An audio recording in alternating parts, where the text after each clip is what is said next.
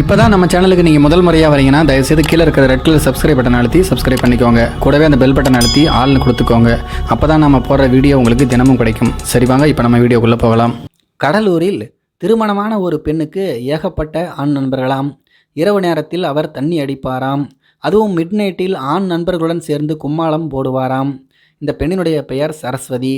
கடலூர் மாவட்டம் பொன்னடம் அருகே உள்ளது வடகரை என்கின்ற கிராமம். இங்கு வசித்து வருபவர் பழனிவேல். இவருக்கு 42 வயது ஆகிறது. இவருடைய மனைவியின் பெயர்தான் சரஸ்வதி. இவர்களுக்கு கல்யாணமாகி 17 வருடங்கள் ஆகின்றன. 2 ஆண் குழந்தைகளும் இருக்கிறார்கள். பழனிவேல் வெளிநாட்டில் வேலை பார்த்து வருபவர்.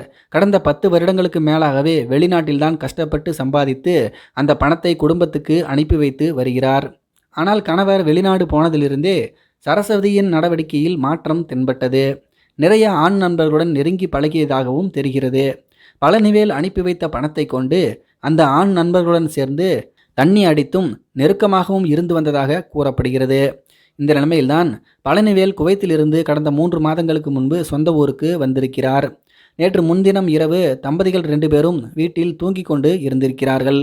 நள்ளிரவு நேரத்தில் பழனிவேல் கண்விழித்து பார்த்தபோது பக்கத்தில் படுத்திருந்த சரஸ்வதியை காணவில்லையாம். படுக்கையில் மனைவி இல்லாதது கண்டு அதிர்ச்சி அடைந்து இரவு நேரத்தில் எங்கே போயிருப்பா என்று வீடு முழுவதும் தேடியிருக்கிறார். வீட்டில் எங்கும் இல்லாததால் வீட்டுக்கு பக்கத்தில் இருந்த மாட்டு கொட்டகைக்குள் சத்தம் வருவதை கேட்டு அங்கே சென்று பார்த்திருக்கிறார். அங்கே நடந்ததை பார்த்து அதிர்ச்சியில் அப்படியே உறைந்து நின்றுவிட்டார்.